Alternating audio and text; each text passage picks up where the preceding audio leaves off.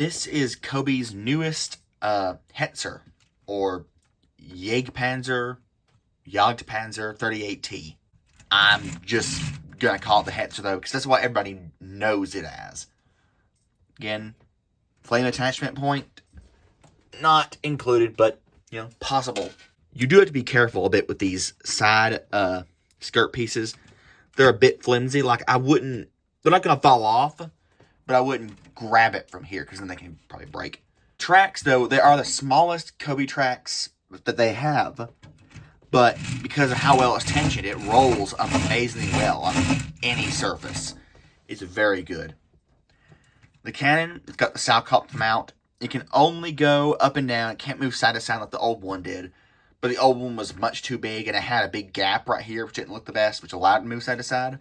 Got a really interesting technique to get the driver's vision port with that angle. Otherwise, it's got the odd COBI tradition of the middle and front half being an angle plate, and the back half being just strictly on its side. I don't know why they make that odd transition. Why it can't be all built, like the front half. The sides are built on angle, and they're locked in very well. Nice and secure.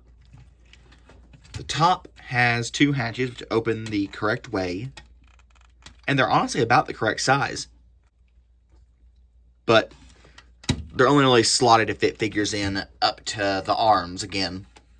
Really, because of how much bulk there is, it's difficult to get 2 figures in at the same time.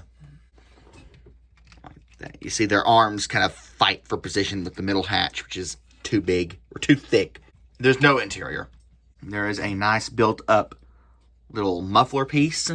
These pieces realistically open up to show not much, but if you then go to the bottom and unhook this and bring up all of this, you'll get a much better view of a built-up engine. And again, it's not a fully built-up engine, but it's a nice engine. Better than nothing. Better than the old one, especially. Only really like that stud, those 2 studs, that stud up top, which is an accurate mounting point. These studs in the back, which if you look at that gap can be ugly.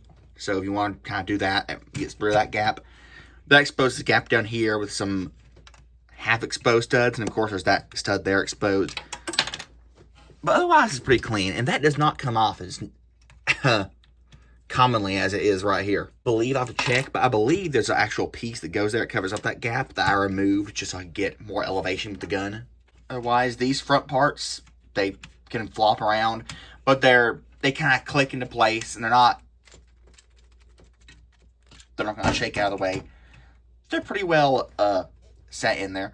So yeah, it's a good tank. It's a simple tank. It's a small tank, but it's very good, and it's so much better than the original one. Just in fact, like being the correct size, having the correct size tracks, I really like it.